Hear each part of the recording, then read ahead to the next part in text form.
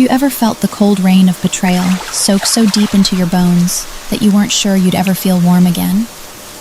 Have you ever stood on the precipice of total ruin, holding the hands of the only people in the world who love you, watching the life you tried so desperately to build be tossed into the gutter like yesterday's trash? It is a pain that has no name, a sharp, jagged ache that settles in the chest and whispers that you are nothing. But I am here to tell you that the storm does not last always. Sometimes, the very rain that threatens to drown you is actually washing away the dirt, preparing the soil for a harvest you never saw coming. Life changes forever, often when we least expect it. Keisha Vance stood frozen on the cracked sidewalk, the November rain plastering her hair to her cheeks. She felt the trembling bodies of her 3 children pressed against her legs, anchoring her to the earth, even as her world spun violently out of control. She watched, eyes burning with a mixture of salt tears and rainwater, as her mother-in-law, Genevieve Vance, hurled a black garbage bag onto the wet concrete. The bag split open on impact, spilling colorful children's clothes into a muddy puddle. 6-year-old Tiana buried her face into Keisha's worn denim coat, her small frame shaking with a cough that had been lingering for weeks. 4-year-old Malik gripped his twin sister Nia's hand so tightly that his knuckles looked like polished stones. "You should have thought about these grandbabies before you dared to raise your voice at me in my own kitchen," Genevieve spat. Her silver hair was laid to perfection, a stiff helmet of elegance that seemed immune to the weather. She stood under the shelter of the porch, looking down at them like they were bugs she had finally swept out the door. 23 years I have built this home. 5 years I've put a roof over your head since my son passed. And this is the thanks I get? Disrespect? Keisha's throat felt raw, like she had swallowed glass. There were 1,000 words screaming in her mind, a torrent of defenses she wanted to unleash, but she swallowed them down. Not here. Not in front of the babies. She had to be the rock, even if the rock was crumbling. "Mrs. Vance," Keisha said, her voice barely a whisper over the sound of the downpour. "Please, just let me get their school uniforms. They have class tomorrow. They can't go to school in wet clothes." The front door of the sprawling 2-story brick colonial swung open wider. Bishop Vance, a man who wore his expensive cardigans like armor, stepped out to join his wife.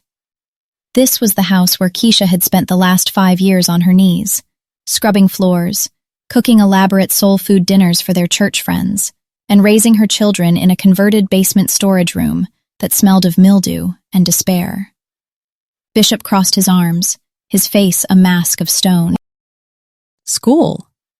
He let out a short, cruel laugh that sounded like dry leaves crunching. "You think those children will be attending Preston Academy without us footing the bill? You really are as slow as our son used to say." The mention of Marcus sent a familiar, jagged spike of grief through Keisha's heart. Her husband.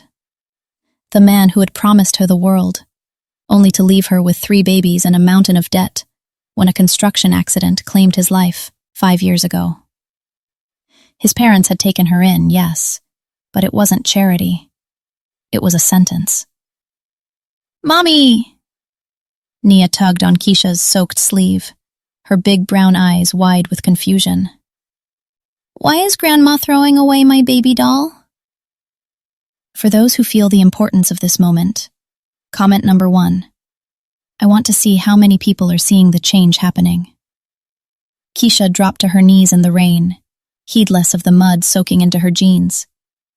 She pulled all 3 children into her embrace, creating a human shield against the cold and the cruelty.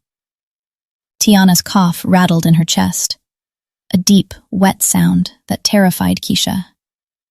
Genevieve had forbidden them from going to the doctor, claiming it was a waste of money for a common cold. "We're going on an adventure, babies," Keisha whispered, forcing a smile onto her face that didn't reach her eyes. "Remember? Like in the storybooks. We have to be brave heroes now." Malik nodded solemnly, his dark eyes searching hers. He had Marcus's eyes, wide, trusting, and full of a light she felt she didn't deserve. How could she tell him that this wasn't an adventure? How could she explain that their quest was homelessness?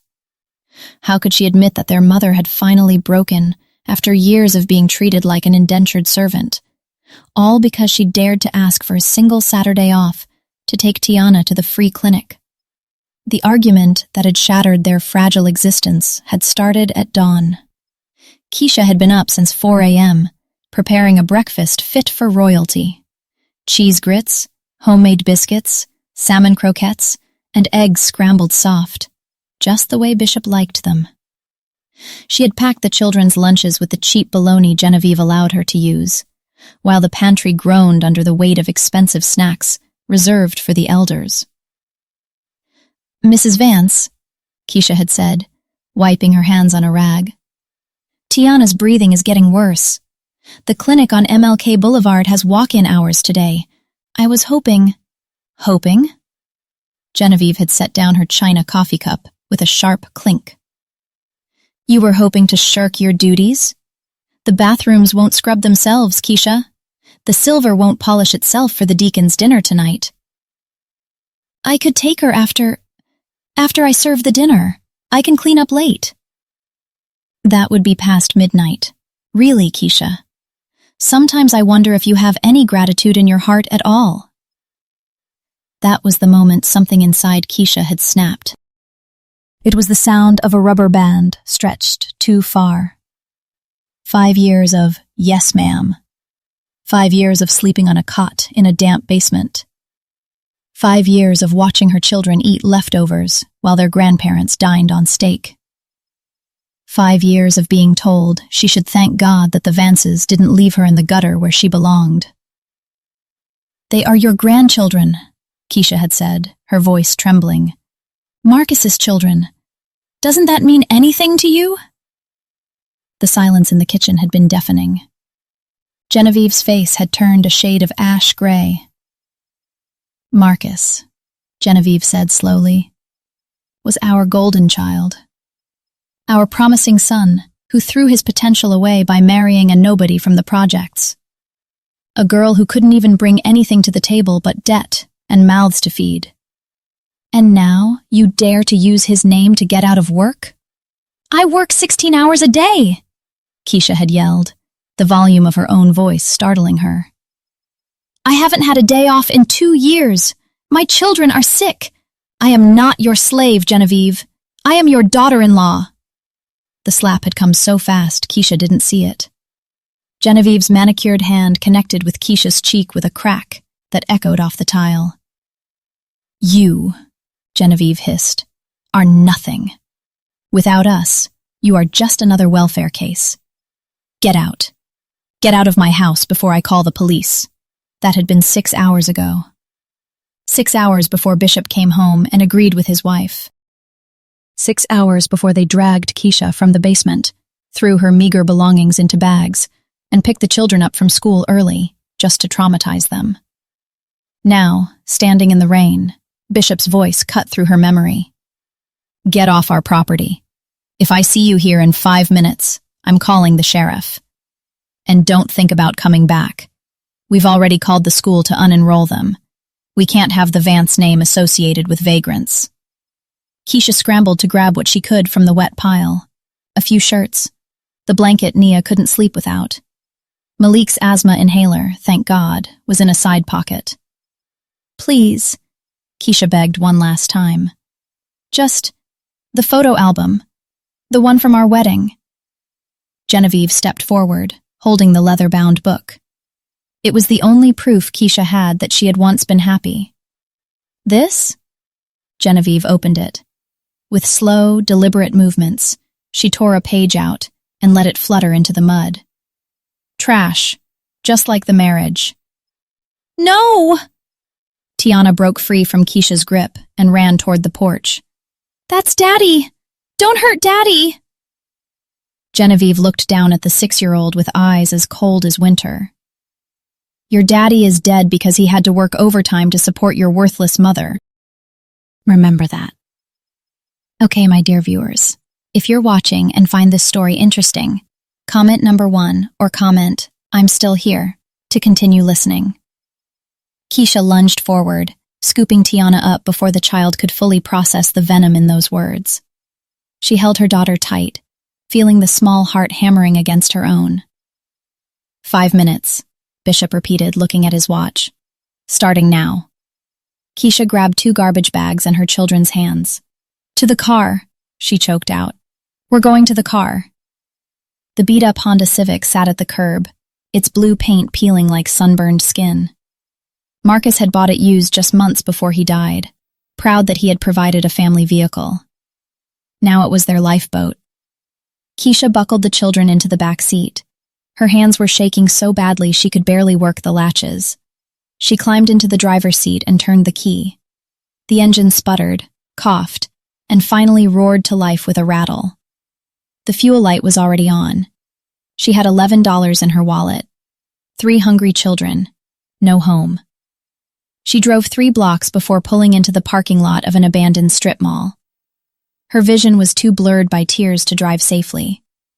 The silence in the car was heavy, a suffocating blanket of fear. "Mommy?" Tiana's voice was tiny, broken by a wheeze. "Are we going to live in the car now?" Keisha gripped the steering wheel until her knuckles ached. How do you tell a 6-year-old that yes, this rusted metal box is now their bedroom, living room, and kitchen? How do you explain that blood doesn't make you family? Love does, and they had just been evicted from a place that had neither. "Just for a little while, baby," Keisha whispered. "Just until Mommy figures things out." But she had no idea how to figure this out. She had no parents. They had passed when she was in college. No close friends. Genevieve had isolated her, insisting she was too busy with household duties to socialize. No job history for 5 years. The rain drummed harder on the roof, amplifying the cold seeping through the windows that didn't quite close. Nia started to cry, a soft, hiccuping sound that set off Malik. Soon, all 3 were sobbing, and Keisha climbed awkwardly into the back seat to hold them all at once. "I'm scared," Malik whispered into her neck. "I know, baby, I know." Keisha kissed his forehead, tasting rain and despair. "But we have each other, and as long as we have each other, we're going to be okay." It was a lie. She knew it was a lie. They had no gas, no food, and winter was coming. Okay, my dear viewers, if you're watching and find this story interesting, comment number 1 or comment, "I'm still here," to continue listening. 3 weeks. 3 weeks of learning the invisible geography of poverty in her own city. Keisha learned which gas stations had attendants who would let them use the bathroom without buying anything. She learned that the library was a sanctuary until closing time, a place where the kids could pretend to be normal. She learned that hunger wasn't just a feeling in the stomach. It was a headache that never went away, a dizziness that made the world tilt. They parked in a different spot every night to avoid the police, behind a 24-hour laundromat, in the far corner of a Walmart lot, near a construction site. The Honda smelled of unwashed bodies and stale fast food. Keisha rationed their food with military precision. A loaf of bread and a jar of peanut butter had to last 4 days. She stopped eating so the children could have an extra half sandwich. She watched her own hands grow thin, her rings slipping loose on her fingers. But the worst part wasn't the hunger. It was the dignity stripping away layer by layer. It was washing her children with wet wipes in a parking lot while people walked by, averting their eyes. It was seeing Tiana's cough deepen into a chest-rattling bronchitis that kept them all awake at night. One Tuesday morning, parked behind an old warehouse, Keisha was dividing a single banana into 4 pieces. It was all they had left. The gas gauge was on empty, the car battery was dying. They had hit rock bottom. A knock on the window made her jump. Panic flared in her chest. Police? Child Protective Services? If they saw the kids like this, they would take them. They would take her babies, and she would die. Keisha looked out. Standing there was not a police officer, but a tall, older black man in an impeccably tailored navy suit. He held a leather briefcase and looked completely out of place in the trash-strewn alley. Keisha cracked the window an inch. "Yes? Mrs. Keisha Vance?" His voice was deep, cultured, with a cadence that commanded respect. "Who's asking?" "My name is Attorney Franklin Rhodes. I represent the estate of the late Miss May Bennett." He held up a business card. "I've been looking for you for 2 months." Keisha's brow furrowed. "Auntie May?" She hadn't thought of her great-aunt May in years. May was her grandmother's sister, a woman who had moved to Chicago decades ago and was known in the family as eccentric. She sent birthday cards with $5 in them, but Keisha hadn't seen her since she was a little girl. "She passed away," Keisha said, the words tasting like ash. I didn't know."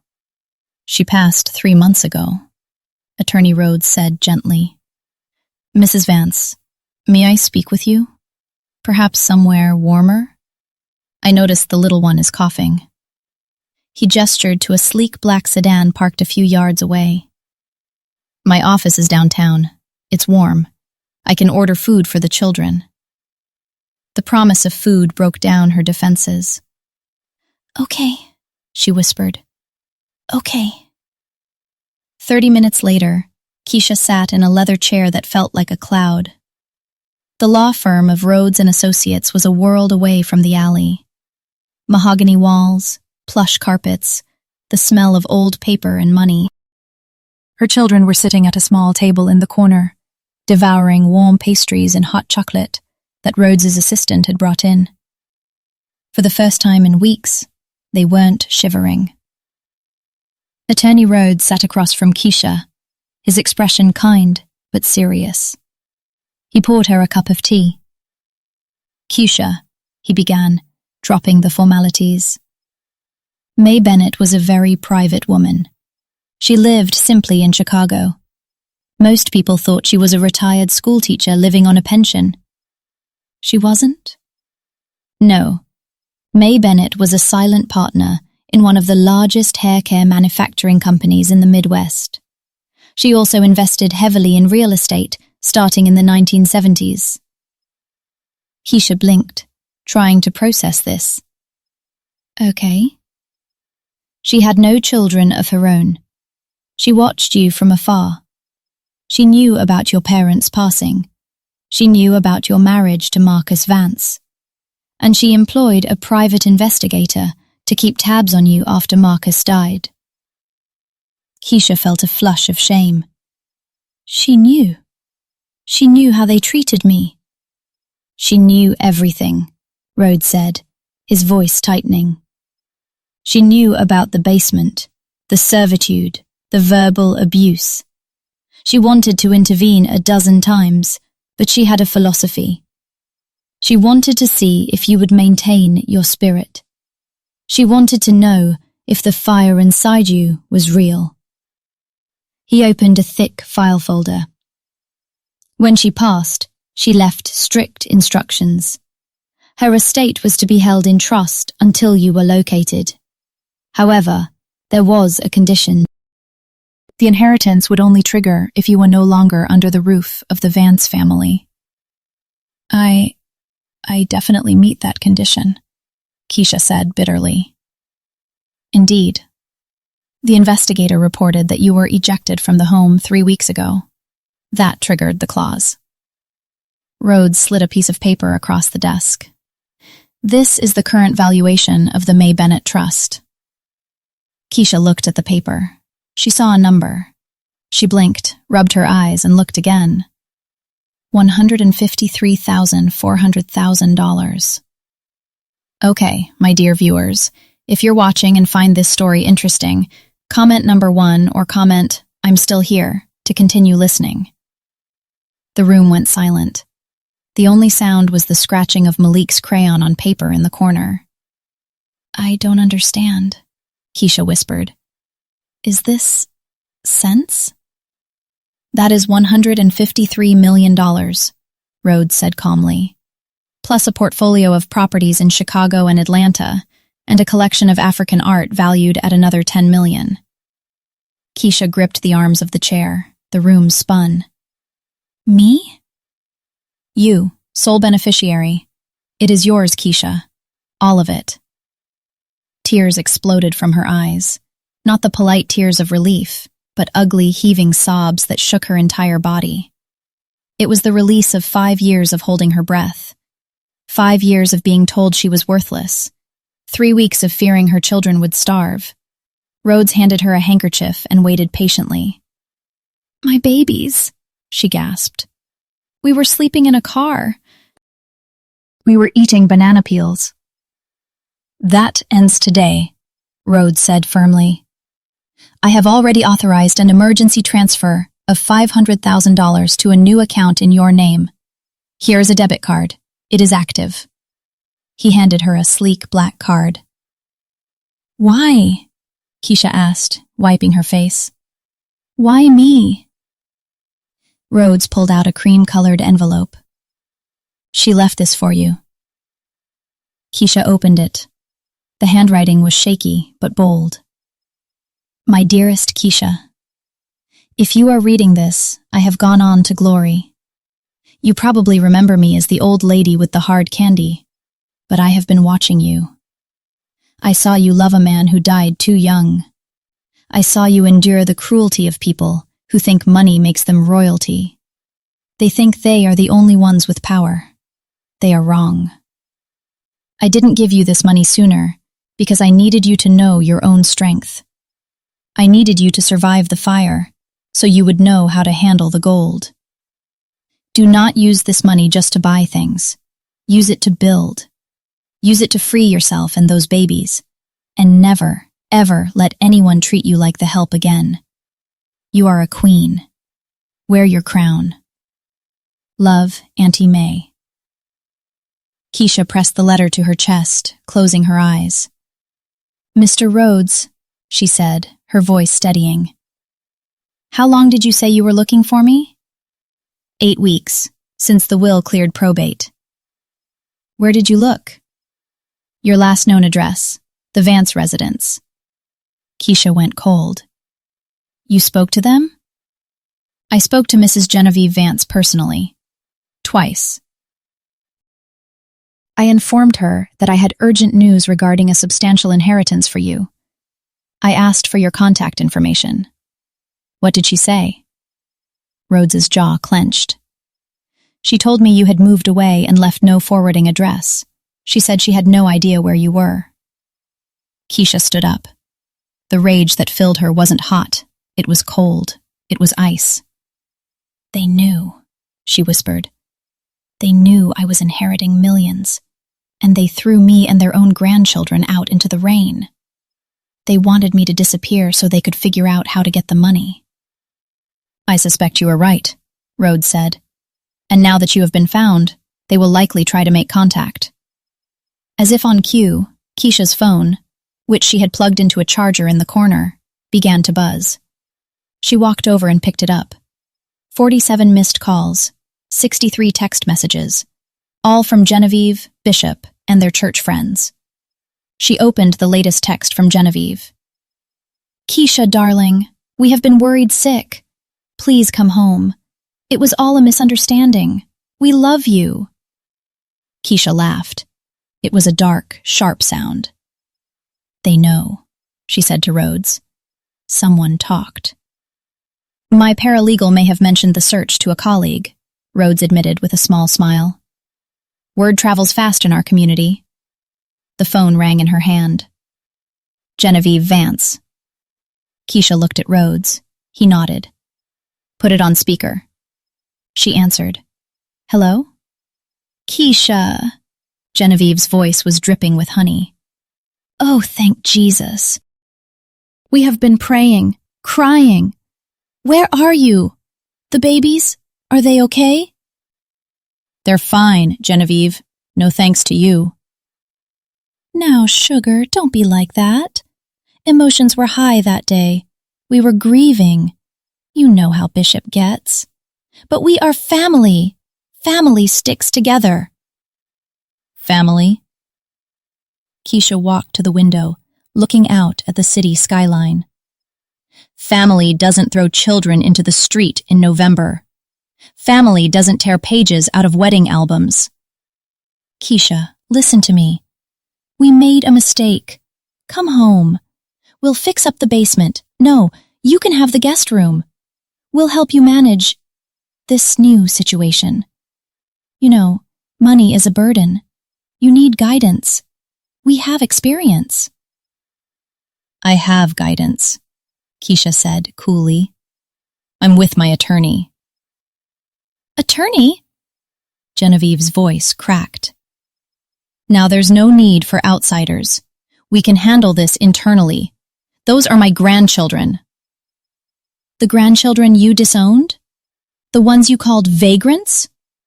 I have the eviction notice you taped to the car window, Genevieve. I have the memory of my daughter screaming for her father while you called him a fool. Keisha, please. We can work this out. 60-40 split? For the children's trust? Keisha closed her eyes and took a deep breath. She felt Auntie May's spirit standing right beside her. Genevieve, listen closely. I am never stepping foot in your house again, unless I am buying it to bulldoze it. You will never see my children again, unless they ask for you when they are grown. If you contact me, if you come near us, I will use every cent of this fortune to bury you in legal fees until you don't have a pot to piss in. You ungrateful little... Genevieve's mask slipped, the venom returning. Keisha hung up. Then she blocked the number. She blocked Bishop. She blocked them all. She turned to her children. Who wants pizza? Me! Malik and Nia shouted. Can we have pepperoni? Tiana asked, her voice stronger already. Baby, Keisha smiled, tears streaming down her face again. We can have the whole pizzeria. 6 months later. Keisha stood on the balcony of her new home. It was a sprawling estate in Buckhead, with 12 acres of land, a swimming pool, and a guest house that she had converted into an art studio for the kids. She looked different. Her hair was braided in long, elegant box braids. Her skin glowed with health and expensive moisturizer. She wore a silk robe that cost more than the Honda Civic had. But the biggest change was in her eyes. The fear was gone. Downstairs, the house was buzzing.